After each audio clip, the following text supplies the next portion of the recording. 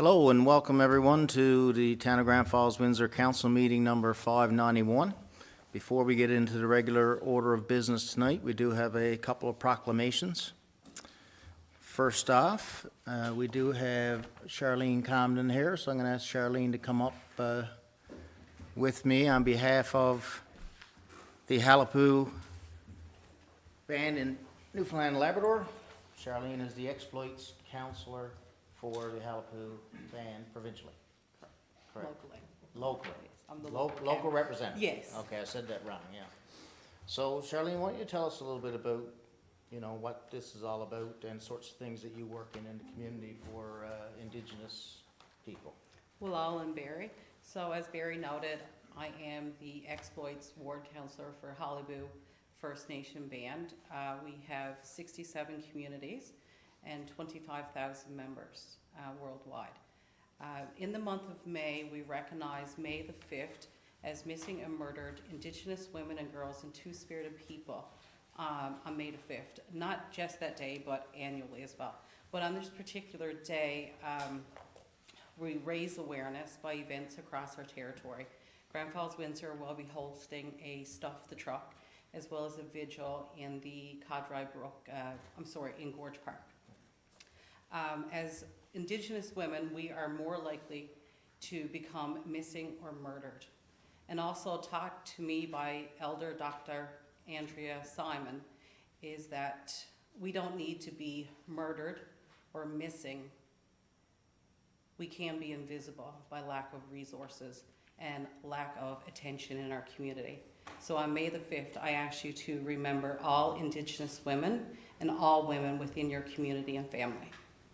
Thank you. Very well said. And I will go ahead with the proclamation, and just thanks to you, Charlene. You can stick around if you want, just while we do this, a formality. But thanks to you for all that you do locally. I know the town has had several partnerships with you and the local council, and we like to be able to support you in everything you're doing. Okay, so the proclamation is for Missing and Murdered Indigenous Women, Girls, and Two-Spirit, plus Honoring Awareness Day. Whereas around 4,000 Indigenous women and girls have gone missing or been murdered between 1956 and 2016. And whereas for decades their families have called for greater recognition of the crisis of violence against Indigenous women and girls. And whereas the tragic issue of missing and murdered Indigenous women and girls in Canada has garnered attention and support throughout Newfoundland and Labrador, Canada, and the international community. And whereas advocacy by their families, with the support of Indigenous women's organizations, led to the creation of the National Inquiry into Missing and Murdered Indigenous Women and Girls. And whereas the tragic issue of missing and murdered Indigenous women and girls in Canada has garnered attention and support throughout Newfoundland and Labrador, Canada, and the international community. Oh, I think they got some things done twice here, so I'll just read what's in front of me. And whereas advocacy by their families with the support of Indigenous women's organizations led to the creation of the National Inquiry into Missing and Murdered Indigenous Women and Girls, and whereas vigils honoring missing and murdered Indigenous women and girls are held across Canada on May 5th, Red Dress Day of each year, raising public awareness and building a movement of social change in respect of violence against Indigenous women and girls. And whereas families of missing and murdered Indigenous women and girls have called for an official day of awareness to honor their daughters, mothers, sisters, grandmothers, partners, and friends. Therefore, I, Barry Manuel, Mayor of the Town of Grand Falls-Windsor, do hereby proclaim May 5th, 2024 as Missing and Murdered Indigenous Women and Girls Honoring and Awareness Day. And thanks to Charlene again for coming in for that, and we'll make sure that she gets a copy, and we'll put a copy up in our lobby. There you go, Charlene. Oh, you want to get a picture?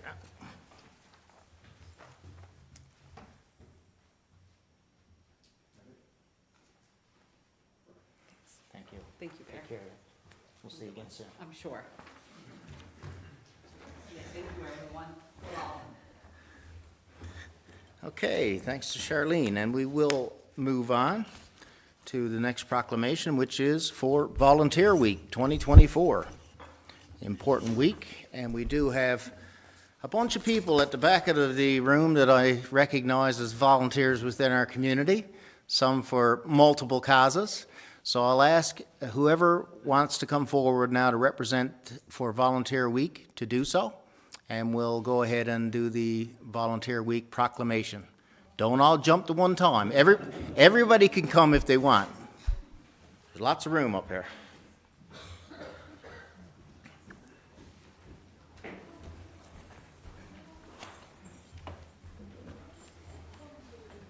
Hi, Caroline. Hello, hello, hello. Sheila and Catherine.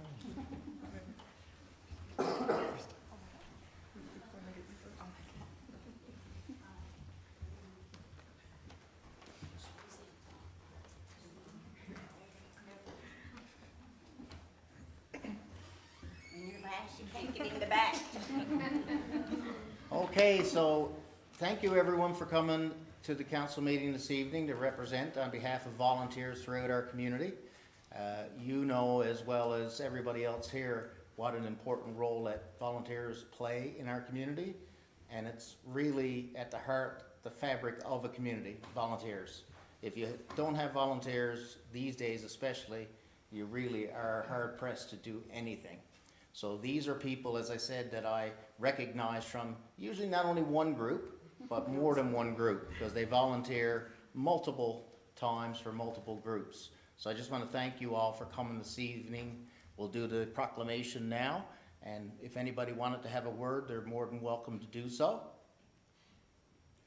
Okay? All right, so we'll go ahead and read the proclamation. It's Every Moment Matters Volunteer Week 2024 proclamation, whereas the town of Grand Falls-Windsor recognizes the enormous contribution that volunteers and community organizations make to the social, cultural, and economic development of our province. And whereas it has been recognized that volunteers in Newfoundland and Labrador have a significant and positive impact on the quality of life for our citizens.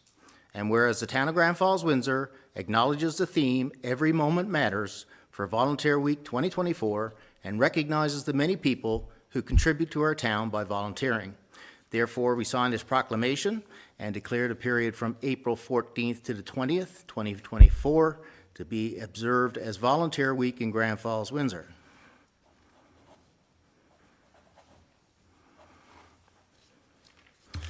And again, I will pass on a copy. Someone would like to take that. Thank you very much. And again, happy Volunteer Week on behalf of everybody here. We certainly appreciate all that you do for the community, and you're leading examples of what every community needs when it comes to having a good community and a good quality of life for our citizens. So thank you again. Thank you very much. Thank you. Oh, picture again, yeah.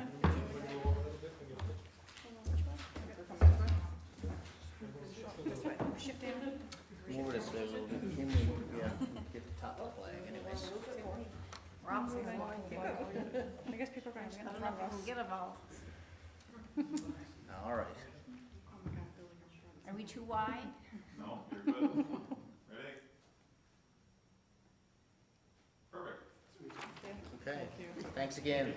There is a volunteer appreciation event happening on Friday at the First Step Home Building, 83 King Street, from 1 to 4. You can just pop in, a little refreshment. It's just a thank you for anybody who volunteers, so feel free to pop in. Right. What time is that on Friday, Catherine? From 1 to 4. 1 to 4 on Friday at First 83 Step. King Street, which Yes. is for people would say the old Royce's convenience Yes. store, right? Yeah, okay, so thanks for mentioning that, and all are welcome, volunteers.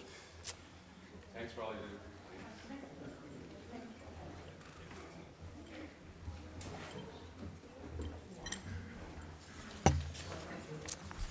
We'll give our friends a minute there to escape.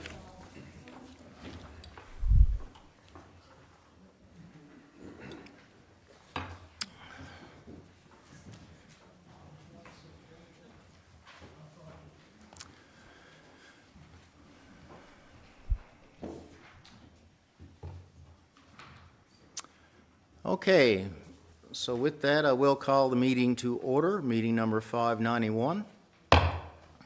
First order of business is the adoption of the minutes from meeting number 590. Any errors or omissions? No errors or omissions. I'll look for a mover and a seconder. Moved by Councillor Knoll, seconded by Councillor Cody. Any discussion? Hearing none. All those in favor? Aye.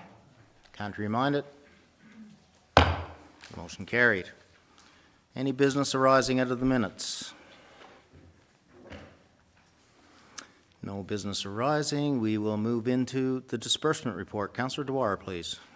Thank you, Mayor. I move the disbursement report dated April 4th, 2024, in the amount of $595,708.63. Okay, it's been moved by Councillor Dwyer, seconded by Councillor Little. Any discussion on the disbursement report? Hearing none. All those in favor? Aye. Contrary minded? Motion carried. Committee reports. First up is Community Services. Deputy Mayor Brown, please. Thank you, Mayor. Community Services met 5 p.m. Tuesday, April 2nd, 2024. Those in attendance were myself as Chair, Councillor Holly Dwyer, Councillor Angela Little, Mayor Barry Manuel, Councillor Amy Cody, Councillor Bob Hiscock, Councillor Dave Knoll. Staff in attendance, Darren Finn, our Chief Administrative Officer, Robin Hannaford, our Communications Officer, and Todd Mercer, our Director of Community Services. The first order of business was the Department of Industry, Energy and Technology correspondence. The Director gave the committee an update on the funding application approval letter from the Department of Industry, Energy and Technology to support the health simulation project. The funding will assist with financing the project in partnership with the COA, North Pine, Newfoundland Labrador Health Services and the town of Grand Falls-Windsor. The committee recommends that staff continue to work with the partners to implement the simulation lab. Summer student update. The Director gave the committee an update on the summer student positions for the summer. The Director informed the committee that no correspondence or notification has been given yet by either federal or provincial governments to date. The committee recommends that staff proceed with its planning for hiring summer students and update the committee later on the progress of federal and provincial grants when those updates are received. 75th anniversary of Confederation grant. The Director informed the committee that they have received a grant from the provincial government to help with the celebration of 75 years of Confederation. The money received will be used to help support this year's 2024 Kelly Ford Exploits Valley Salmon Festival, scheduled to take place from July 11th to the 15th. The committee recommends that the Council support the use of the Confederation Celebration Grant funds within the Salmon Festival overall plans. Atlantic Lotto Grant. The Director informed the committee that they have been successful in receiving an Atlantic Lotto Grant to help the sponsorship of the 2024 Exploits Valley Salmon Festival, scheduled for July 11th to the 15th. The committee recommends that Council support the use of the Atlantic Lotto grant funds within the Salmon Festival overall plans. 50 Plus Club correspondence. The committee received a letter from the Exploits 50 Plus Club thanking the town and the community services staff for all their hard work in helping the club get the financial grant support required to install 2 heat pumps in their facility. The committee was very appreciative of that staff were acknowledged for their efforts. Bouncy cancel game requests. The Director informed the committee that the Department of Community Services staff require a new bouncy castle structure to support more diversified fun opportunities for the kids during special events, concerts, and special days. The committee recommends that the Director work with staff to identify the best possible structure and price, and to strive for having the game delivered for the upcoming summer season. M&L Conference Overview. The Director informed the committee that the Community Services Department helped run the 2024 regional municipal meetings last weekend. The Organization Committee were very pleased with the level of support and organization provided by the town and thanked them for their efforts. The committee was very appreciative that staff were acknowledged for their efforts. Ticket Program Update. The Director informed the committee that the first 2 events have been developed and opened to the public using the town's new online ticketing service. The service has been well received by users, organizing groups, and staff. Staff will continue to work with the software provider to explore other user options and resources to allow for the best user-friendly service that's achievable. The committee expressed its appreciation for the progress made towards establishing this new service. Salmon Festival update at 6 p.m. With Raj Rake and Angela attending. The committee was updated by Community Services staff on the proposed 2024 Kelly Ford Exploits Valley Salmon Festival schedule for July 11th to the 15th. The update included proposed new activities on the weekend and some changes to entertainment that are being considered. Staff will work with the communications officer in the coming week to refine the formal announcement on the activities and ticket sales. The committee expressed its appreciation for the progress made towards developing the schedule of activities. Faculty of Nursing correspondence. The committee reviewed a letter from the Dean of the Faculty of Nursing thanking the town for all their support in offering a special event for the nursing students and staff. The council is very appreciative about being recognized for this targeted effort. The committee recommends that staff continue to develop activities for students so that they become better integrated into the community. It is the council's objective that students be given the best experience possible while living in the community, and it is on that foundation that council hopes these students will stay living in our community.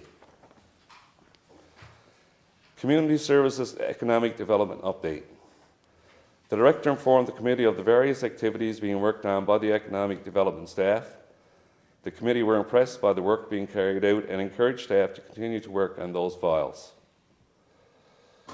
Community Garden correspondence. The committee reviewed the correspondence from the Community Garden Committee about work they hope to get council to complete leading up to the 2024 growing season. The committee recommended that the Community Services and Public Works and Development Departments meet to discuss what's achievable and report back to council at a later meeting. Recreation Newfoundland and Labrador. The director informed the committee that he has met with the new executive director of Recreation NL on hosting the 2025 provincial conference here in Grand Falls-Windsor. The committee agreed to the request and look forward to inviting all delegates to the community in the spring of 2025. Under new business, the solar eclipse event. The committee had some discussion of the solar eclipse that is scheduled to take place in the afternoon of April 8th. The committee thought it was important to remind the community about being safety-minded when looking into the direct light of the sun and the possible damage that could happen to a person's eyesight. The committee recommends that the town organize a community event at the Exploits Nordic Ski Club on the afternoon of April 8th from 4 to 6 p.m. to acknowledge this astronomic rare event. Staff will have 200 pairs of ISO certified disposable glasses for people to use, share, to be a part of this once-in-a-lifetime event. Canada Day celebrations. The director informed the committee that several companies have bid on the tender for fireworks for the 2024 Canada Day celebrations 75th anniversary of Confederation event being held on July 1st, 2024. The Community Services Department will review the bids and order the fireworks in the coming weeks to ensure their arrival in early summer. Easter egg hunt activity. The director informed the committee that this past weekend's Easter egg hunt saw 400 people participate and was very well received by all participants. Parks and playgrounds. The committee has some discussion about what appears to be an early spring and the corresponding need to clean up around our recreation facilities. Councillors have already observed a lot of use this past weekend with the warm weather. The director will meet with the Public Works and Development Department and review plans for the facilities and report back at a later meeting. The meeting adjourned at 7 p.m. and I move the recommendations and report of this committee. Okay, it's been moved by Deputy Mayor Brown, seconded by Councillor Dwyer. Any discussion on the community services minutes? Councillor Noel. Thank you, Mayor. Hindsight's 2020 sometimes. Speaking of vision and the eclipse, we didn't know at the time, but the post office is collecting eclipse glasses, so maybe we could have, but we didn't. But if anybody has the eclipse glasses that is kicking around on your back porch somewhere, feel free to drop them off to the post office, and they're going to collect them and send them off to some schools in South America where the next full solar eclipse is scheduled to attend. Yep. Thanks. Thanks for reminding everybody of that. Okay, Any other comments on the, Councillor Dwyer? Thank you, Mayor. Just with respect to the funding application approval letter for the simulation project, I'd like to acknowledge the work of Stan Singh, and he did a tremendous amount of work to get that approved, and it is going to really help physicians in Grand Falls-Windsor and surrounding areas, and also our healthcare students who are here in the area probably be able to access that as well. So it is a very important, and I'm sure it will make a difference. Thank you. Yeah, it's a retention tool of sorts, because the simulation lab will be located at the town's Excite building on Queensway, and that was our main contribution to the project. But as Councillor Dwyer said, the department has been working on that now for at least a couple of years, and it took a lot of work. It was mentioned in there North Pine. North Pine is actually a private foundation. You have a couple husband and wife philanthropists who are giving $500,000 towards this project as well. And the simulation lab is essentially what it says it is. You'll have a mannequin or mannequins and other equipment that doctors, nurses, other health professionals, whether in training or already in practice, can utilize to make sure that their skills are honed. And the example I always use is if someone is in Grand Falls-Windsor and has to install a trach, how much experience do they get here as opposed to, say, St. John's or one of the big cities? But this equipment will allow doctors, nurses, again, and them to be able to work as if it was a real setting to make sure that they are as prepared as they can be for when they're called upon. So thanks for bringing that up. Any other comments on the community service? Councillor Cody. I just wanted to comment on the Easter egg hunt activity. I attended with my niece, and I got to say this year, while it's always a great year with the Easter egg hunt, doing the scavenger hunt and whatnot, I really appreciated how the clues directed you to town organizations and community involved groups.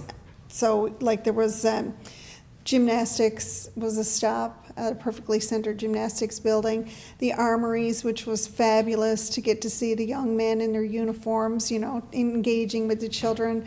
The big trucks, letting children and parents know or guardians know that, these activities are available in your community. There was, Corduroy Brook, the Y2C.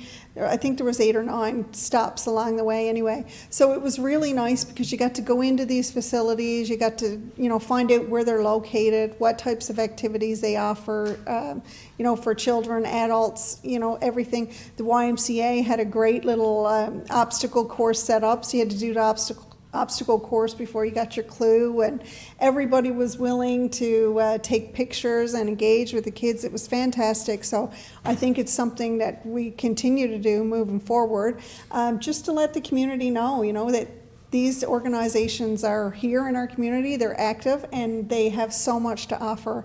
And a lot of times people don't even recognize that they're in our community. So I thought that was great. So hats off to staff for highlighting those areas. Yeah, no, thanks. It was a great event again. It's something that the community really enjoys. The young ones getting out and going all over town. Community kitchen was another location. They had a great job. Where we stopped, yeah. And they were able to get Easter eggs along the way, and everybody was happy. So that was a great event.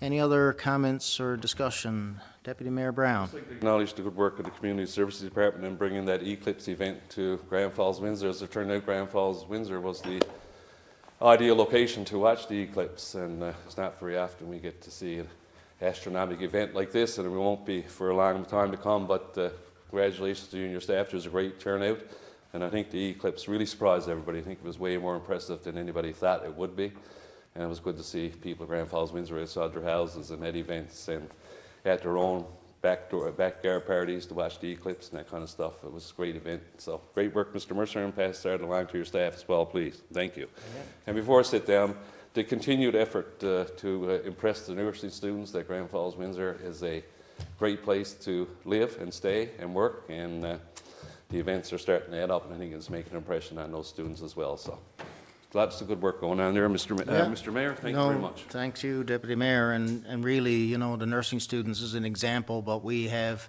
hosted many medical students and first-year students or people who have been accepted into the faculty, and there's very little, I guess, that a municipality can control or do when it comes to healthcare and recruitment and retention, but that is one thing that we certainly recognize we can do.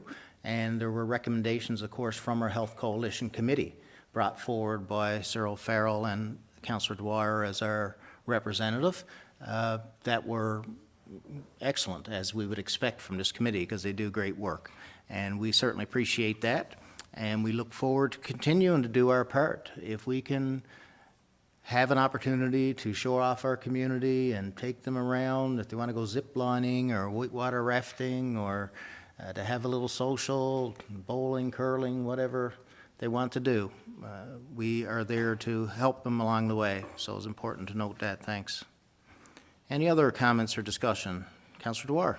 Just one thing, with respect to the Faculty of Nursing and their correspondence, there is actually, the town is sponsoring a movie night, April 18th, and so invitations have been sent to all healthcare students in Grand Falls-Windsor, inviting them to that event at the theater. Thank you. And what's the date on that again? The April 18th. 18th of April, a movie night. So I'm sure all the information you would want will be on our Facebook page, if people want to check that out. Okay, any other comment or discussion on the community services minutes? Okay, not much there to mention. We'll look forward to another good salmon festival and a good fireworks display. I thought last year's fireworks display was fantastic and something to live up to for sure. You know it's a good fireworks display when you're multiple times saying, this must be the finale. This has to be it, and this is it this time. But it was a great job, and I know the community enjoyed that very much. And the last thing I'll mention under the community services is the minute around the parks and playgrounds. And I know we've had discussion within the committee that we would like to see more effort and more increase, I guess, into resources and budgeting for that particular effort on a go forward. You know, this time of year, you never know if you're going to be buried in snow or if you're going to have summer conditions. And as soon as the good weather breaks, of course, and the snow melts, people are out using our playgrounds, using our facilities, and we really need to make sure that we have those as safe and as ready as possible.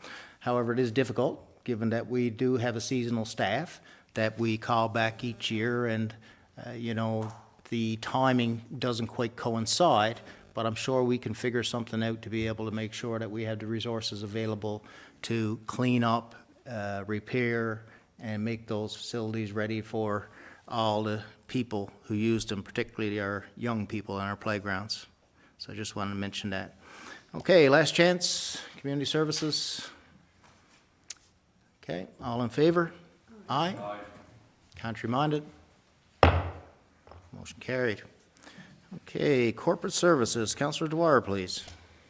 Mayor, the following are the minutes for corporate services held 7 p.m. Tuesday, April 2nd, 2024. Present were myself as Chair, Councillor Dave Knoll, Mayor Barry Manuel, Deputy Mayor Mike Brown, Councillor Bob Hiscock, Councillor Andrew Little. Staff in attendance were Darren Finn, our Chief Administrative Officer, Robin Hannaford, our Communications Officer, and Steve Goss, Director of Corporate Services, Town Clerk. Labor report. The committee reviewed the labor costs as of week 12.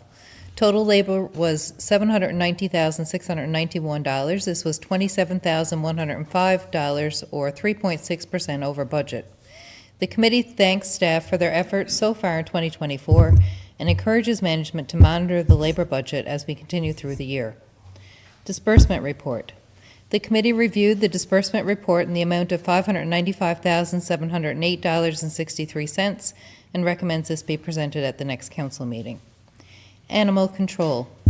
The committee reviewed a draft agreement with the town of Bishops Falls formalizing the cost of services provided by our municipal enforcement. This new agreement was negotiated by staff of each municipality and will reduce the administrative burden of hourly billing, which was done previously. The committee recommends staff finalize this agreement with the staff of Bishop's Falls. Mayor Barry Manuel had a previous commitment and was excused from the meeting at 7:30 p.m. Policy Revision HR-3. The committee reviewed the draft changes to Policy HR-3 Banking Annual Leave and recommended accepting the changes as proposed. Accessibility Advisory Committee. The committee reviewed a package of information from the Accessibility Advisory Committee, including meeting minutes and actionable items. The committee was very pleased with the valuable information provided by the Accessibility Advisory Committee. The actionable items include reaching out to specific businesses that have some apparent accessibility issues and sending a letter to businesses in town introducing the Accessibility Advisory Committee and asking for feedback or comments. The committee thanks staff and volunteers for their work so far on this initiative. The meeting adjourned at 8:15 p.m., and I move the recommendations and report of this committee. Okay, it's been moved by Councillor Dwyer, seconded by Councillor Hiscock. Any discussion, comment on the corporate services? Councillor Little. Thank you, Mayor. Just about the Accessibility Advisory Committee. I think I've mentioned before that it's going to be a really, really great committee, and they've already given some great feedback for us. And just like to point out that, like, from my limited experience on council, I've only been here, this is my third year. This committee is quite good from what I can see. They're very willing to help, go out, come to sites wherever they need to be to provide the feedback that they can give. And their feedback is important because until you see things from their perspective, it's hard to see it. Like until they tell you, or until you're in their position, it's very difficult to see the things they see, right? So it's a very good committee. They're very vocal and they're very willing to help, and it's going to serve us well going forward with all our projects and the things we want to see in our town.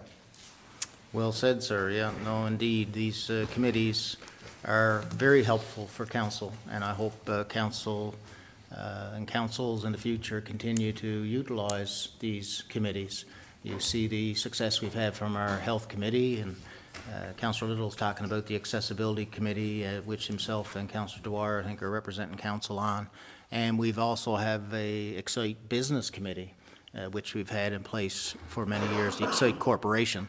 And we've talked about having a Indigenous committee, an environmental committee, a youth committee, which we have also started to initiate, I guess, looking for interest. So all these groups typically have people who are in tune with the issue or the topic that that the committee is addressing. And as councillors, of course, everybody has their own professional life. They have their own strengths and weaknesses. And for council to be able to have committees with people who are close to these issues, providing feedback and being able to bounce ideas off is really invaluable. And I'd encourage anybody out there to get involved. And I'd like to thank everybody who is involved for their commitment to the community, because it is a huge help. So thanks for that, Councillor Little. Any other comments on the corporate services? Hearing none, just a quick comment on the labor report. It's not often we see the labor report over budget, to be honest, and it's difficult sometimes because it doesn't always tell the full story. You have to look at the year as a whole, and it's not significantly over budget, $27,000, 3.6%, but still over. But the residents should realize that although we didn't have a whole lot of heavy snowstorms, we had a lot of events that required town workers to get out and about, whether it be icing the roads or sanding the roads rather, or whether it be plowing the roads, pushback of the snow banks and everything else that they do. So it was a winter that has created a lot of work, as I would say more than normal, and that's important to note in relation to the labor report being over budget. Any other comments? Hearing none. All those in favor? Aye. Aye. Contrary minded? Motion carried. Public Works and Development. Councillor Cody, please. Thank you, Mayor. Public Works and Development met at 5 p.m. on Wednesday, April 10th. In attendance, myself as a chairperson, Deputy Mayor Mike Brown via telephone, Councillor Bob Hiscock, Mayor Barry Manuel, Councillor Holly Dwyer, Councillor Andrew Little, and Councillor Dave Knoll. Staff, Darren Finn, Chief Administrative Officer, Robin Hannaford, Communications Officer, and Nelson Chapman, Director of Public Works and Development. Water quality. The committee was updated on the results of the routine water sampling within town and any other areas that had reported discoloration. These records indicate the water quality has improved. The committee was also presented with a quotation and estimate to purchase flushing valves as recommended in the consultant's report. The original estimate is approximately $65,000. The committee recommends staff move forward with the purchase and installation of the flushing valves. This should help keep the water clear and control the amount of water used in flushing of these areas. Capital Works, Schedule A. The committee was presented with the updated expenditures of capital projects under the multi-year Capital Works funding for 2020 to 2023. As projects are finalized, reprofiling of the funding is required from projects that were completed under budget to those that had overruns. The remaining funds can accommodate a small project, and staff recommends it be used to repave the trail around Church Road Park to address a concern from the accessibility report. The total transferring of funds will result in total savings of $156,000 for the town's portion of the joint agreement. The committee recommends the proposed Schedule A be approved as presented and a resolution be prepared for the next council meeting. Public Works production reports. The committee reviewed the latest reports from Public Works. Up to March 31st, 2024, there have been 219 meters squared of asphalt patching, 9 waterline leak repairs, 3 main break repairs, 28 plugged services, 4 frozen water calls, and approximately 1,400 tons of salt and sand mixture placed over the winter with approximately 7,000 meters cubed of snow removal. In addition, the staff has completed 11 maintenance holes catch basin repairs, along with 20 curb stop repairs. Interfaith Cemetery Road. The committee discussed recent correspondence regarding the condition of the pavement at the Interfaith Cemetery on Union Street. Paving this section would possibly require a lot of subgrade repairs and is very costly. There is approximately 7,300 meters squared of paved area that is not town-owned road. The committee recommends staff continue to assist with any maintenance repairs as per previous years, but the replacement of the roadway or future upgrades is not the town's responsibility. Divided highway extension. The committee was updated on a meeting with the Minister of Transportation and Infrastructure and their senior staff regarding the divided highway extension east of Scott Avenue on the Trans-Canada Highway. The committee recommends staff continue to work with the department on the project to maintain open communication to ensure all towns' concerns are addressed. Lanes development.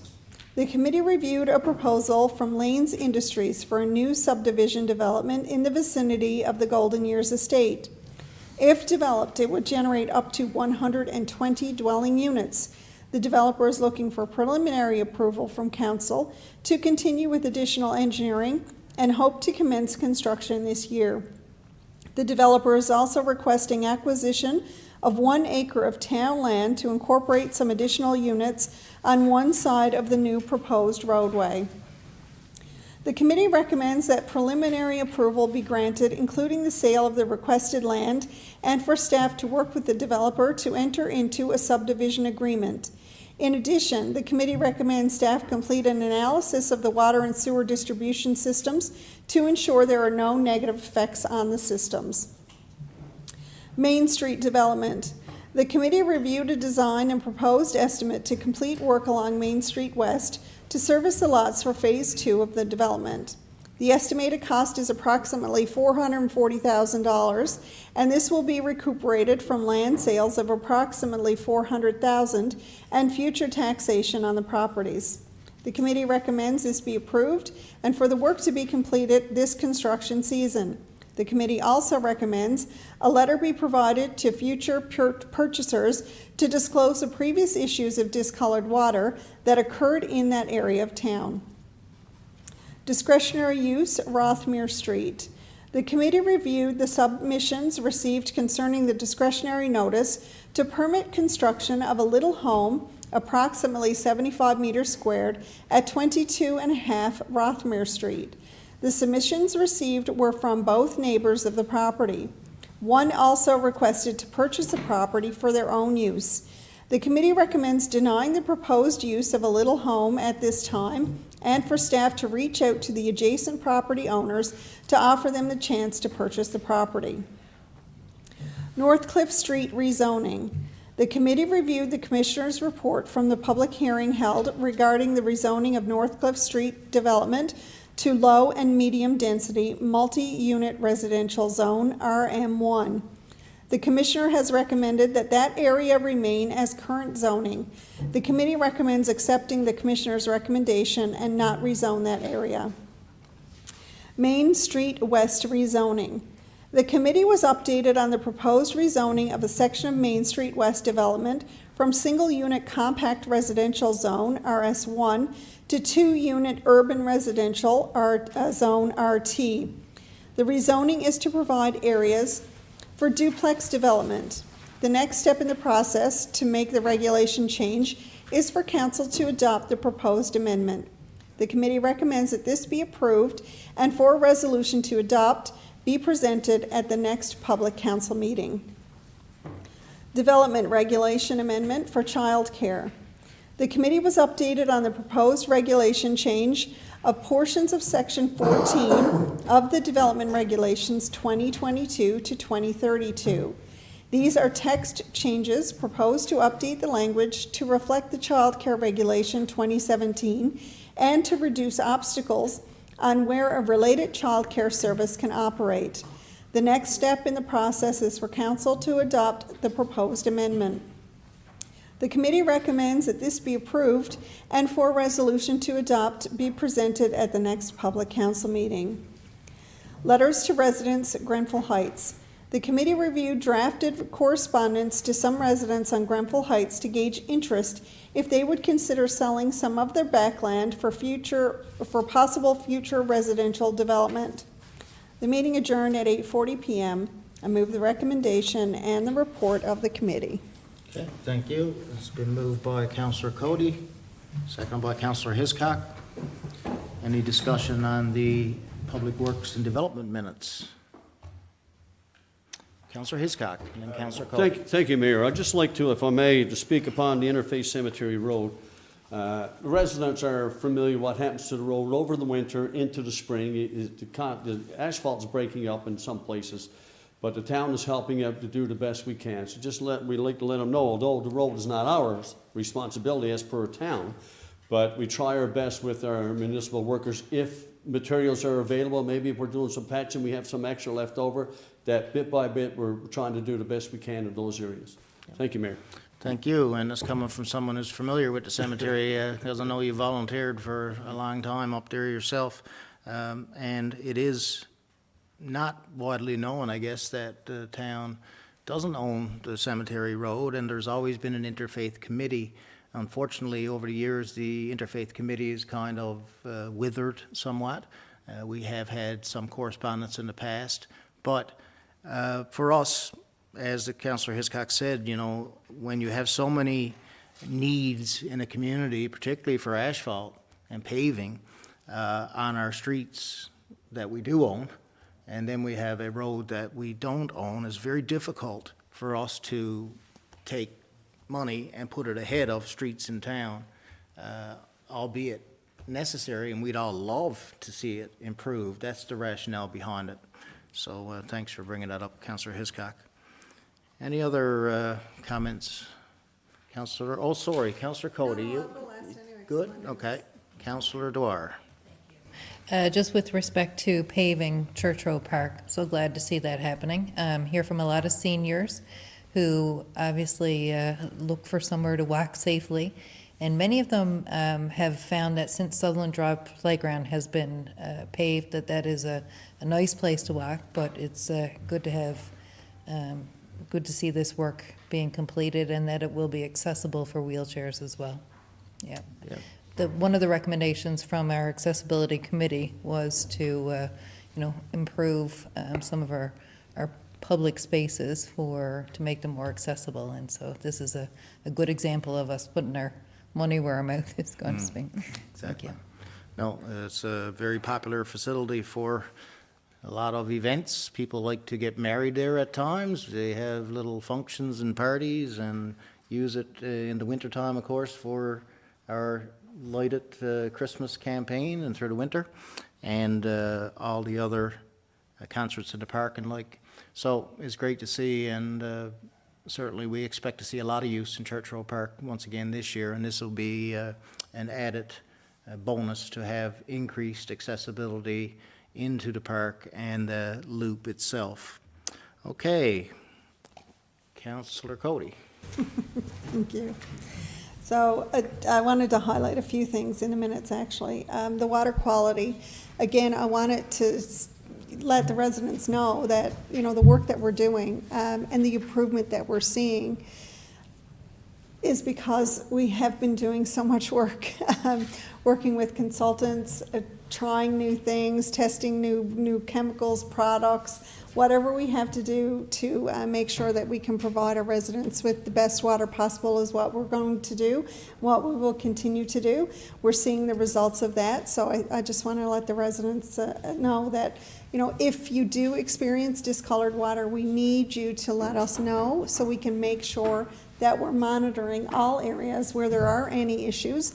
And sometimes, you may never have discolored water, and one day you do, and you might not think it's a big deal, and it's probably not. It could just be we're flushing in the area or whatever, but if you notice it, let us know, because the next time, at least we've got a history of the first time it happened, and then the next time, and if it happens again, so we can trend, we can look for, what were we doing that day? Was there work going on in the area? Were we flushing in that area?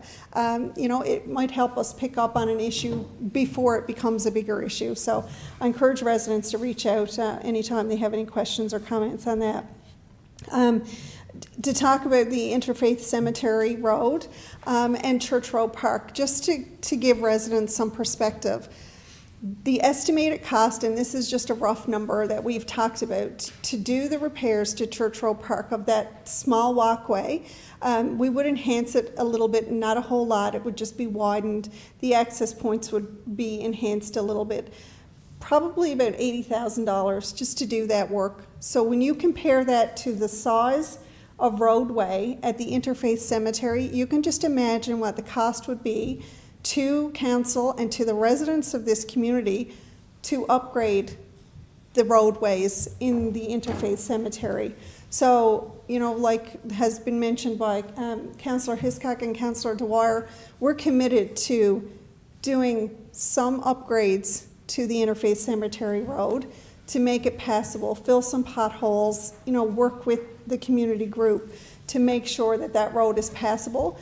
But the amount of money to put into roadways that technically aren't even the responsibility of the community. While we want to maintain it and do the best we can to make sure it's passable, it's just not possible for us to use our town funds when we have infrastructure depleting that is ours, that needs to be maintained and upgraded. So, the numbers sometimes you don't know what the numbers are. So when you see a price tag like $80,000 just to do that little walk, everybody knows what that little paved walking track in Church Road Park is and how big that is. Compare that to the, vast roadways at the Interfaith Cemetery. You can imagine what the cost would be to upgrade that. A lot of information in our minutes on housing development, which is fantastic. We know our community needs to, if we want our community to grow, people need places to live. So you're going to see a lot of this going forward, possible housing developments, rezoning in a lot of areas to accommodate for duplexes, quadplexes, apartment buildings, tiny homes, garden suites. So, make sure you're following our Facebook page. We will be sending letters out to neighbors in vicinities where we're talking about rezoning. So we're going to need your feedback when we, proceed with those rezoning and announcements to the community. But again, it's important that we make these changes to make our community accessible for those who want to come in. We're still waiting to hear on the Housing Accelerator Fund. So if we could access some of that money, that would go towards a lot of this development, would help us tremendously in adding the infrastructure that we need to grow our community. So we're hopeful that we'll get some news on that soon. And then we'll see where we go from there. But again, to the residents, our community has to grow. We need to increase, the revenue coming into the community. We can't keep going back to the same number of residents that we have. We're really tied with business tax and property tax. We don't have many other options to collect revenue. So, the more homes that we have in our community, the more apartment buildings, multi-unit dwellings, the more ability we have to collect taxation to make sure that we're upgrading our infrastructure, our parks, playgrounds, and all of our community offerings. So again, just keep your eyes open, keep your ears open, and keep your mind open as well. I would encourage residents, because things have to change. This is just the reality. Thank you. Yeah, and on that, I guess just caution residents that, I've talked about this the last couple of meetings here. I know I missed a meeting due to illness, but in the last two meetings I was here, I spoke at length about what council have been doing for development, not just recently, for the last couple of years. Development doesn't happen overnight.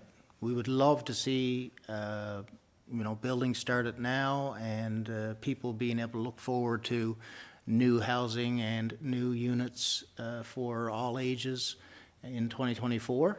And we may very well, from some of the things that have already started. But the caution is that just because we have identified an area in town as potential for development, it doesn't mean the council is looking to develop it.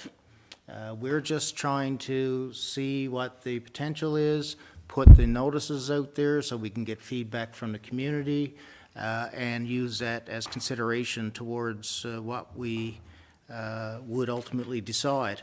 And, the costs are high. And when you look at a lot of land in our community that one would say, here's a good spot, here's a good spot, here's a good spot, most of them, if not all, are privately owned. And we have to then try to encourage the owners of the property to develop or to consider selling to someone who would like to develop. So it's not really clear cut. And as Councillor Cody said, the Accelerator Fund, which is part of the federal government, and they had their budget this evening. I don't know if they mentioned Grand Falls-Windsor specifically or not. I doubt it. But we're hoping that we get funding from that pot of money, because it would be a big boost to us and to developers in the community and beyond who would be looking to develop. Yeah, okay. And any other comment on the Public Works and Development minutes? Okay, hearing none.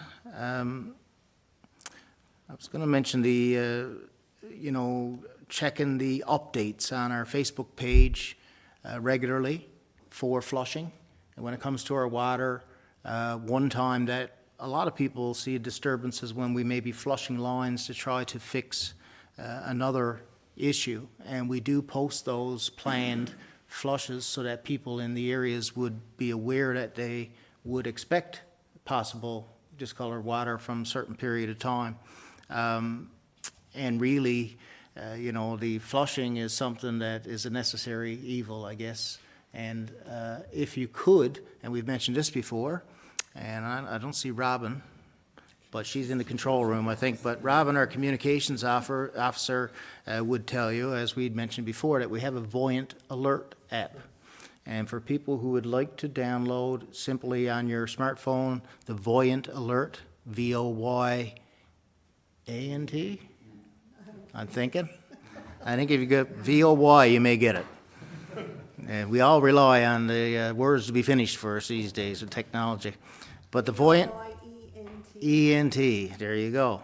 So E-N-T it is, and it's an app that can geographically put messages out. So if you're living on Grenfell Heights, like Councillor Knoll, you're not going to get a message because something's going on Goodyear Avenue, like a water shut-off. But if you do live in that area, you will get a direct message. So it's an excellent way for council and staff to communicate to the community, especially when it comes to important messaging. One of the toughest things these days in the municipal world, at least in my opinion, is communication and trying to reach people, trying to get your information out there because everybody gets it from different sources. So it's the Voyant Alert app. And check updates on the Facebook page. And you talk about costs, well, the flushing valves themselves are $7,000 or $8,000 each. Yes, a valve. So you can see what kind of cost, and those valves are being purchased as a result of the consultant's report, which we found very helpful, and there's been a lot of work. I can't tell you how much work that's been put into the water quality in this community in the last couple of years particularly. We always knew and still know that we have pristine water when it leaves our water treatment facility, but when it gets into the old infrastructure, that's where you have challenges. So these flushing valves and flushing in general is a good way to mitigate any water quality issues. I think that may be it for me. Yeah. Okay, last chance for Public Works and Development. No one? We got a mover and a seconder. All those in favor? Aye. Contrary-minded? Motion carried. Now, there were reference in the minutes to some resolutions that we have to take care of. So, Councillor Cody, we have 3 under Public Works and Development, so we'll handle them in succession, please. Sure. Resolution GFW 2024-384 under the Urban and Rural Planning Act 2000. Resolution to adopt the Town of Grand Falls-Windsor Development Regulations, Amendment Number 11, 2024. Under the authority of Section 16 of the Urban and Rural Planning Act 2000, the Town of Grand Falls-Windsor adopts the Development Regulations, Amendment Number 11, 2024. And I so move. Okay, it's being proposed by Councillor Cody, seconded by Councillor Hiscock. Any discussion or comment on the first resolution? Hearing none, all those in favor? Aye. Contrary-minded? Resolution passed. Number 2. Resolution GFW 2024-385, Urban and Rural Planning Act 2000, Resolution to adopt Town of Grand Falls-Windsor Development Regulations, Amendment Number 8, 2023. Under the authority of Section 16 of the Urban and Rural Planning Act 2000, the Council of Grand Falls-Windsor adopts the Development Regulations, Amendment Number 8, 2023. I so move. Yeah, it's been proposed by Councillor Cody, seconded by Councillor Little. Any discussion on the second resolution? Hearing none, all those in favor? Aye. Contrary-minded? Motion carried. Number 3, please. Resolution GFW 2024-387, resolution for revised Schedule A multi-year capital works program. Whereas the Town of Grand Falls-Windsor qualifies for funding under the Provincial Multi-Year Capital Works Program. Whereas all projects and funding allocation under these agreements must be approved through the Department of Transportation and Infrastructure. And whereas the Town of Grand Falls-Windsor has available funding remaining in the Multi-Year Capital Works Program and has to reprofile funding. Therefore be it resolved that the Schedule A be revised and funding be reallocated as per the attached revised Schedule A. I so move. Okay, it's been proposed by Councillor Cody, seconded by Councillor Knoll. Any discussion on the third resolution? Okay, all those in favor? Aye. Contrary-minded? Resolution passed.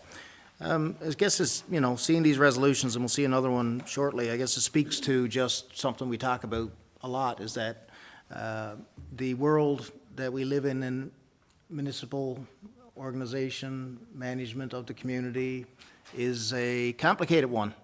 And one of the things I know that took me a long while to get used to, I don't know if I'm fully used to it yet, is sometimes the time it takes and the process that has to be followed in order to get some things done that you think would be very simple to do.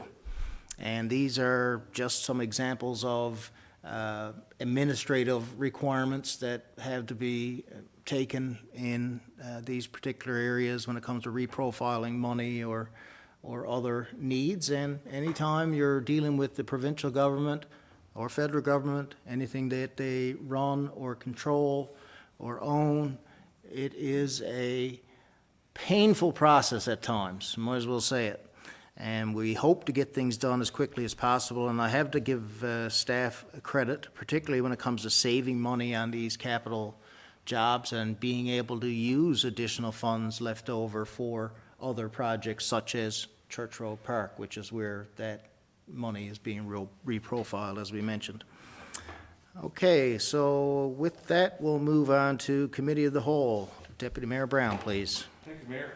Committee of the Whole met 7 p.m. Wednesday, April 10th, 2024. Those in attendance were Mayor Barry Emanuel as chair, myself via telephone, Councillor Amy Cody, Councillor Holly Dwyer, Councillor Bob Hiscock, Councillor Andrew Little, Councillor Dave Knoll. Those staff in attendance were Darren Finner, Chief Administrative Officer, Nelson Chapman, Director of Public Works and Development, Steve Goss, Director of Corporate Services, Todd Mercer, Director of Community Services, and Robin Hannaford, our Communications Officer. Purchase of day cab truck. The committee reviewed a tender report for the purchase of a new day cab truck. 3 bidders were considered, with Griffiths Investments Limited offering the lowest acceptable bid of $163,500 plus HST. So this lowest acceptable bid exceeds the budgeted amount of $125,000. However, the committee recommends staff proceed with this purchase. Snow clearing services agreement. The committee discussed the need to provide snow clearing services for the Department of Transportation and Infrastructure on Grenfell Heights Extension. The committee recommends authorizing staff to enter into an agreement and prepare a resolution for council approval. Correspondence from Seniors Advocate. Concerns were raised about housing issues affecting seniors in Grand Falls-Windsor. The committee recommends that staff follow up with the Seniors Advocate for more information and report back to council. Staffing supports for Grand Falls-Windsor Cancer Clinic. The committee discussed a public statement issued by a group of internal medicine physicians who were working at the cancer clinic in Grand Falls-Windsor and who were expressing their concern for the lack of necessary staffing supports they required to continue practicing. Council issued a letter of support to the physicians and participated in a follow-up meeting, thereafter ultimately resulting in Newfoundland and Labrador Health making commitments to provide the requested support. The committee expresses appreciation to Newfoundland and Labrador Health for their engagement and willingness to make the necessary commitment of resources. Request for a full-time parks supervisor position. The Department of Public Works and Development requested funding to convert the part-time park supervisor position to full-time. The committee recommends approving this request. Correspondence from the Status of Women Central. The committee discussed a flag-raising event and parade request from the Status of Women Central. The parade would go from the Town Hall to Church Road Park. Staff are recommended to follow up on the correspondence and report back to council if any requests are unachievable. Municipalities Newfoundland and Labrador Municipal Symposium. The committee recommends that available councillors register for the municipalities Newfoundland and Labrador Municipal Symposium planned for May 2nd to the 4th in Gander. The meeting adjourned at 9:30 p.m. and I move the recommendations and report of this committee. Okay, it's been moved by Deputy Mayor Brown, seconded by Councillor Little. Any discussion on the Committee of the Whole minutes? Councillor Hiscock. Yes, Mayor, if I may. Purchase of the day cab truck. Some people might think that it's a bit costly, but actually, it's not. It's a good deal. That piece of equipment's in great shape. Our old one is in rough shape. She served us well. I got honestly say, we got a lot of years out of it. Some people may not know, but that truck is used with our low bed to float our excavators and some of our equipment around town. So that's a piece of equipment that was dearly needed, and we had to have it in our fleet and for to move our equipment. Mayor, thank you. Yep, no, thanks, and we were able to secure that piece to meet our needs without having to get a brand spanking new one. That's what you're referring to, which would have been a lot more than 163,000, I think, if you can believe it. Okay, any other comments or discussion on committee of the whole? Hearing none. A couple of things to mention there. The reference to Grenfell Heights Extension, I'm not going to get into a long explanation tonight because there's some more work to do on that, but we are certainly hopeful that that issue with regards to the state of the roadway can be resolved with this particular topic.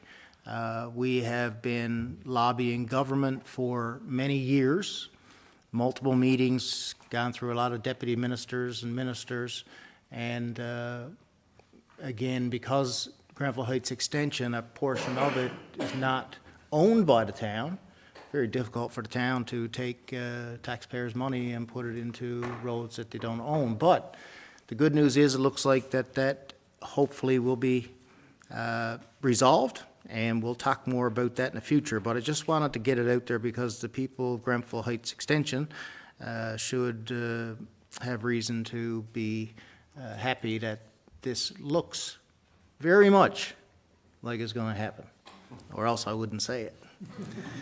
Okay, so the cancer clinic, I know we had a lot of discussion with the physicians in that particular statement when it came to their demands, I guess, if you will, and sometimes that's what you need to do, obviously, in order to get some action. The CAO and I had met with representatives from NL Health Services who administered the cancer clinics across the province, and the CAO had returned with a second meeting when I was unavailable recently, where we were told that a number of the things that the physicians had requested were being provided. And not all, but more administrative help there. There's a piece of equipment, I believe, that we're going to have access to that'll make things easier, and I don't know if you remember the others, but the bottom line is that There's a nurse and an extra nurse as well, yeah, a medical oncologist. and a medical oncologist. So obviously a lot of additional resources, and it did satisfy the needs of those physicians, which was obviously very important to have that cancer clinic running as effectively as possible. And, you know, when you talk about healthcare, we heard recently that in the provincial budget, through a release by the opposition party, that there were some seats going to be taken out of our nursing program. And we luckily were able to get some quick action when we complained about that, and they have been since restored.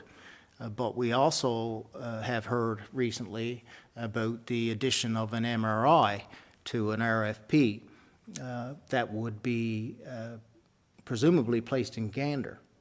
And, you know, again, it's never anything against Gander, but when you look at Grand Falls-Windsor, we want to make sure that our residents and people in this region are served the best possible way.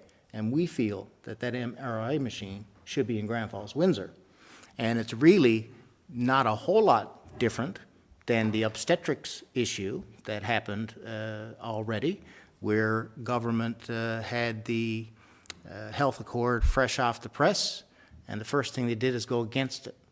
And they have put a lot of resources into extra recruitment of obstetricians and other health professionals for the OBS unit in Gander, and that's great if they can have it, but we would expect the same sort of treatment. So, you know, it's something that you'll probably hear a lot about if we don't have any quick success. And as always, we ask for the community to help us when it comes to lobbying government about anything of that nature, because we want to make sure that we're protected. And an MRI machine obviously would be great here. And, you know, the OBS unit, that the one thing that keeps getting me, and I've said it multiple times, is, you know, you had a health accord that had a recommendation, and government went against it. The health accord is supposed to be the blueprint, so what do we expect in the future if that's going to be the trend? And for people in Gander, that's great, because they still have the OPS in Gander, so people in Gander can go to their local hospital. But there's a lot of areas in this province that still have to drive hours to get to an OBS unit where they can have a child, and they're all forced to think ahead and usually find accommodation, and maybe when it's getting close to a due date, and come in and look no further than the South Coast. You know, 2.5 hours to the South Coast. Where do those people go to have babies? Grand Falls-Windsor. So for government to put all those resources into a hospital just to appease the masses who basically complained is a bit disappointing, to say the least. So I just wanted to mention that as well. Okay, any other comments on the committee of the whole before we move on? No? Okay, we got a mover and a seconder. All those in favor? Aye. Contrary-minded? Motion carried. And we do have a resolution to take care of here as well. Deputy Mayor, please. Thank you, Mayor. GFW 2024-386 Resolution, Grand Falls Heights Extension Agreement. Authorization to enter into an agreement with the Department of Transportation and Infrastructure of Newfoundland and Labrador for snow clearing and ice control services on Grand Falls Heights Extension. Whereas the town of Grand Falls-Windsor is committed to ensuring the safety and accessibility of its roadways for all residents and visitors. Whereas the Department of Transportation of the province of Newfoundland and Labrador has offered to provide a grant for upgrading a portion of Grand Falls Heights Extension. And whereas the section of Grand Falls Heights Extension in question extends 1.7 kilometres beyond the boundary of the town of Grand Falls-Windsor up to the turnaround past the last residential properties. Whereas the proposed grant from the province is in lieu of the town of Grand Falls-Windsor undertaking snow clearing and ice control services on this section of Grand Falls Heights Extension. And whereas the specific section of road to be upgraded using the provincial grant is 450 metres long from the New Bay Road intersection to the transmission line that intersects Grand Falls Heights, representing the boundary for the town of Grand Falls-Windsor. Be it resolved that the town of Grand Falls-Windsor hereby authorizes the appropriate town staff to enter into an agreement with the Department of Transportation and Infrastructure of Newfoundland and Labrador for the town to undertake snow clearing and ice control services on this specified section of Grand Falls Heights Extension, which is 1.7 kilometres. Be it further resolved that the town's responsibility is limited to snow clearing and ice control and does not include any other maintenance for this section of road. Be it further resolved that the mayor and/or administrative officer are hereby authorized to sign the agreement and any related documents necessary to implement this agreement. And I propose that resolution. Mr. Mayor, thank you very much. Thank you, Deputy Mayor. Okay, it's been proposed by Deputy Mayor, seconded by Councillor Little. Any discussion on the last resolution for this evening? Hearing none. All those in favor? Aye. Aye. Contrary-minded? Resolution passed. Just a comment, I guess it was in the minutes earlier, and we have also met with the provincial government about the highway twinning, the extension of the divided highway between here and Bishop's Falls that will take place. We talked to them about a number of issues. The New Bay Road itself is always a concern, as is that intersection. That has been a concern for years, and we want them to consider that in their planning as well. We're hopeful that they will accommodate what a lot of people have suggested, which is a connection at the lower end of Grenfell Heights to Bishop's Falls. You can throw a rock there now, but it's not connected, and will make sense for us from a safety perspective, if nothing else. And also, we've requested that the province consider in their work a pedestrian underpass that could be utilized for an ATV or side-by-side route around the community and access to be able to get through that highway. So just on the provincial government and that, I thought it was important to say that we're also trying to get those things done as well. All right. If we, any notice of motion? Notice of motion, we'll move into other business, and tonight, first up is Deputy Mayor Brown. Thank you, Mayor. Just a few notes here this evening. First of all, congratulations to the Grand Falls-Windsor minor hockey groups who travelled across the province representing the town at the Easter tournaments and fared very, very well. I know at the Joe Byrne Memorial Stadium we hosted the under-15 tournament, and a very successful tournament, very well attended tournament by the citizens of the town.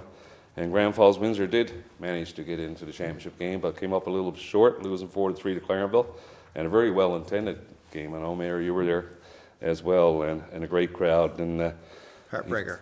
I think they hit the post and the crossbar like 5 times throughout the game. So just one of those games where it could have went either way, and it still happened that it didn't go our way this time. But congratulations then to the executive of the Grand Falls-Windsor Minor Hockey Association for a tremendous year as well.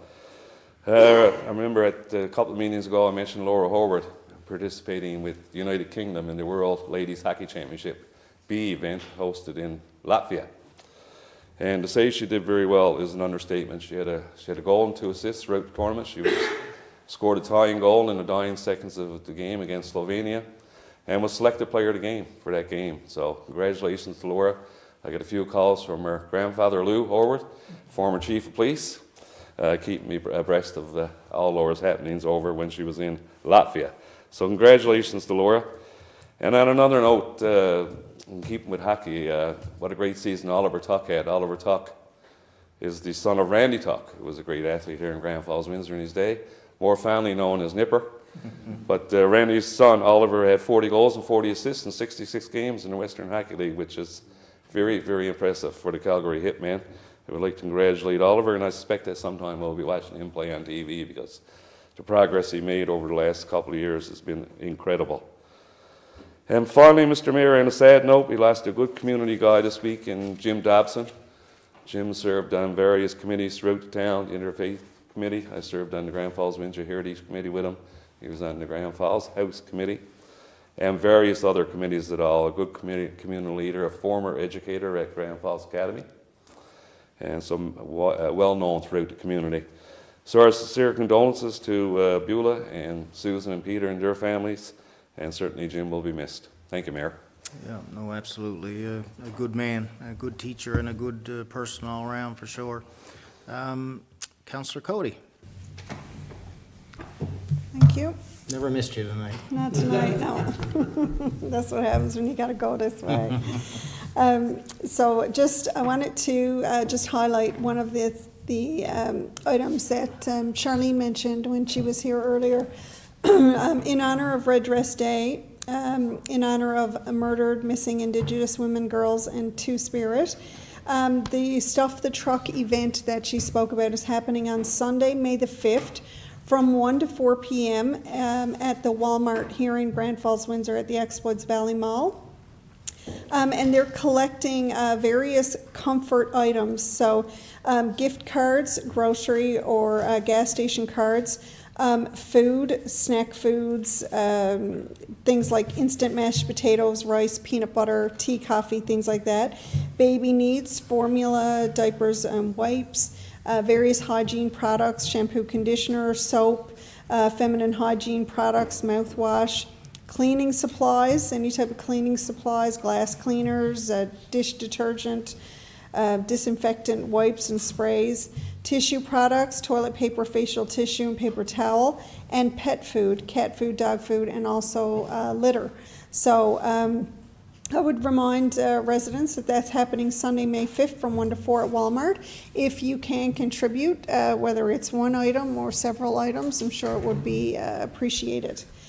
I wanted to, Mayor spoke about the Voyant Alert app that is available for the town of Grand Falls-Windsor. Robin has been posting that on the Facebook page, I think weekly, and I think it's just a reoccurring post at this point. It's scheduled to come up now every week. So you can go to the, oh, I had the post open on my phone. You can go to our Facebook page. 3 days ago, she had it posted again. And, oh darn, it just lost it. Anyway, you can go to the website and download the Voyant Alert app or register for Voyant Alert. You don't have to have the app on your phone. You can enter your information on the website. You can have the alerts come to your home phone number or an email address or your cell phone text. You can get a text message, or the actual app on your phone will give you a notification with a little Voyant a V.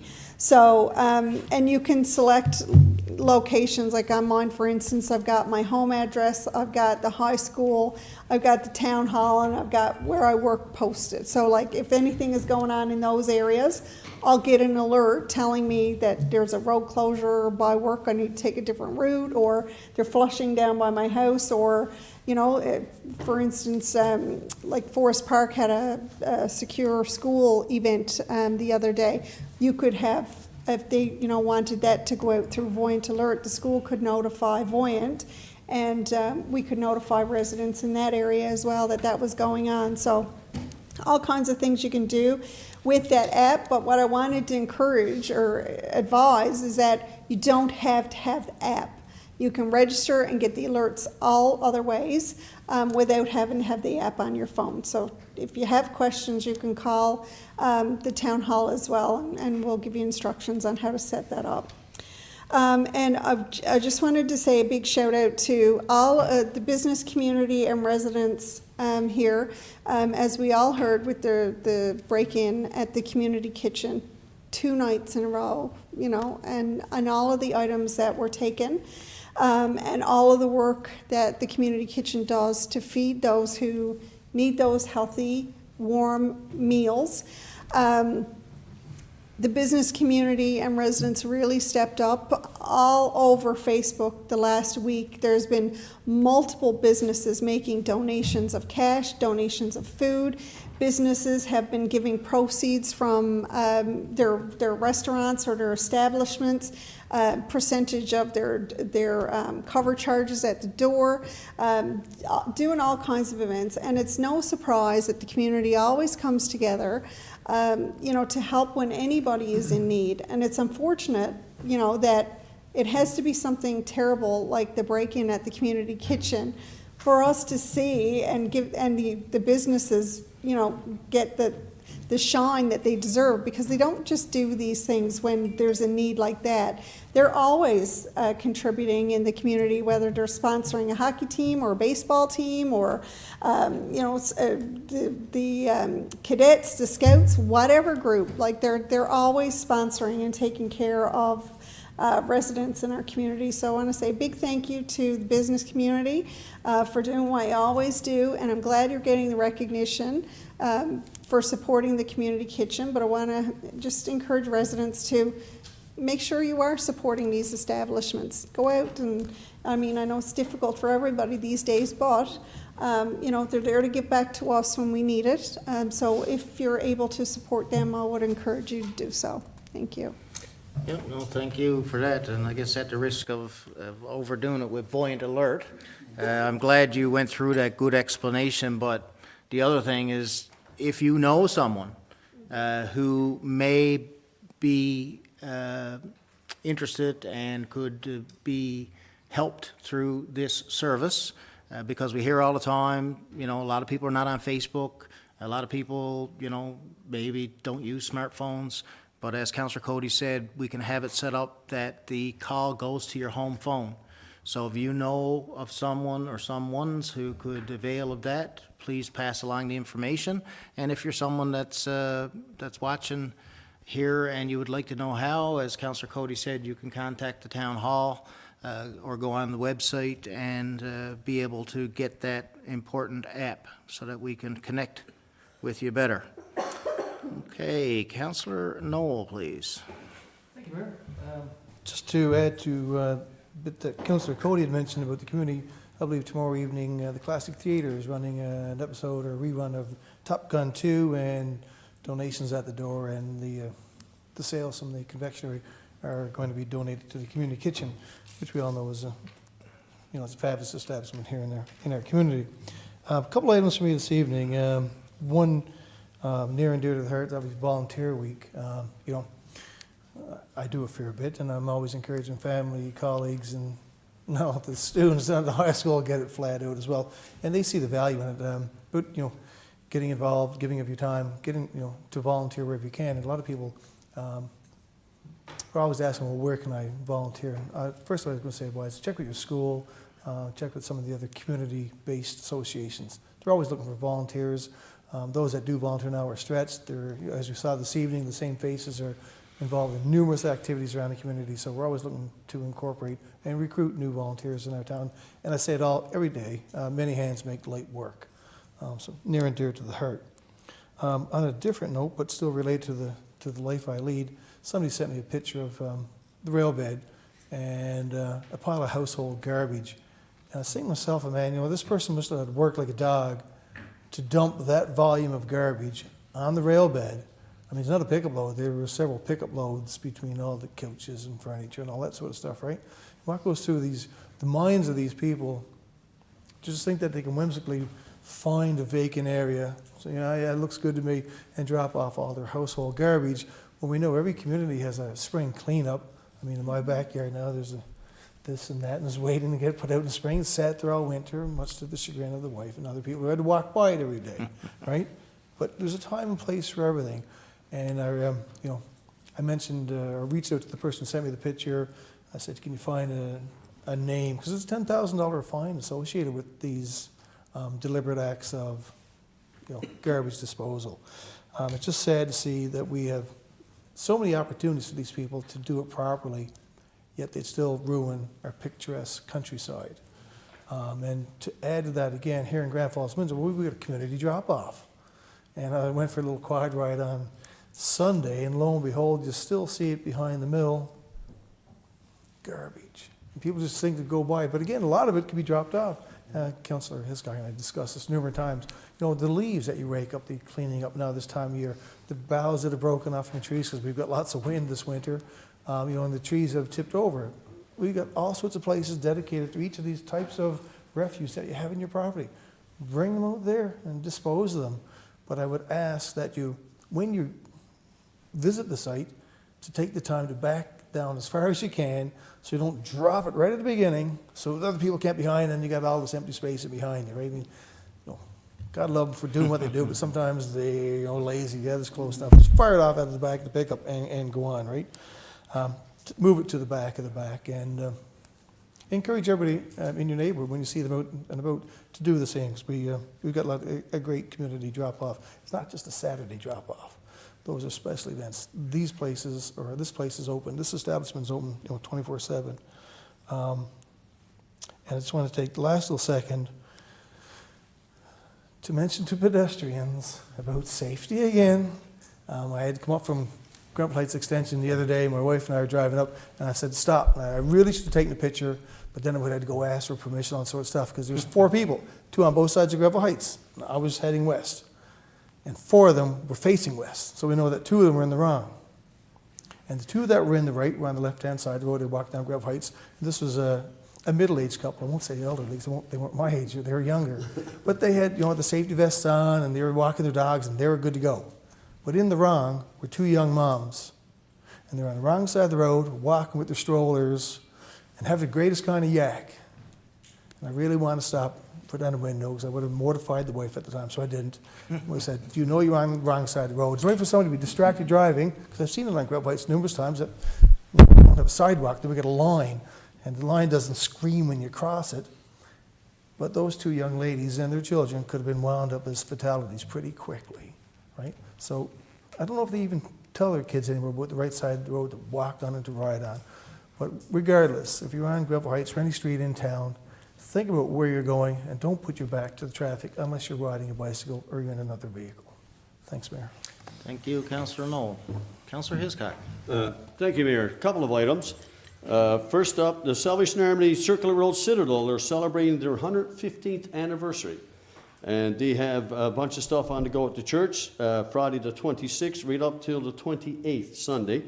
And there's a bunch of events, but all the ticketed events are sold out.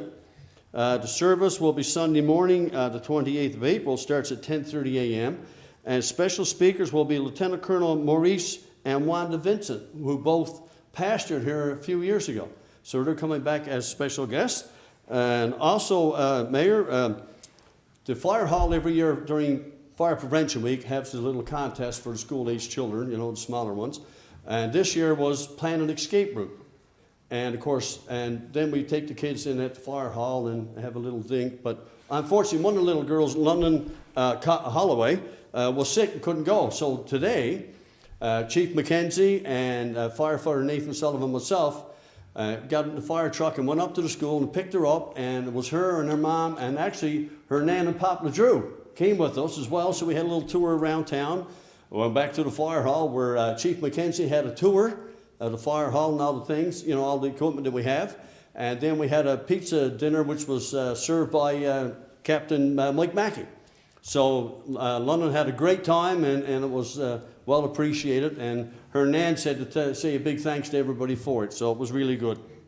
And also Sunday I had the pleasure of presenting a 95th birthday certificate on behalf of yourself and Deputy Mayor and my fellow councillors to Miss Dorothy, I'm going to make sure, Dorothy Moore at Hollis Retirement, and it was a great time there with the family and friends, and they're very appreciative of that certificate, Mayor. So thank you. No, thank you for doing that, and it is greatly appreciated by all that received those. I know it goes a long way. Councillor Little. Thank you, Mayor. Saturday, May 4th, we have our Household Hazardous Waste Day at Centennial Park. That'll be from 8 to 3:30, so citizens can drop off their, I think, empty propane cylinders, paint cans and stuff like that, I think go to those days, if I'm correct. And there's other things, and you can find more information on our website, batteries. So if someone's interested, they can find more information on our website about that event.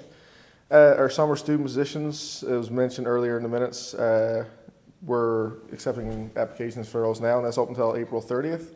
So anyone who's interested should apply before then. And as a former summer student of town Grand Falls-Windsor, it was a very rewarding job, actually. It was one of the best jobs I ever had. If we paid more than $7 an hour at the time, I'd still do it.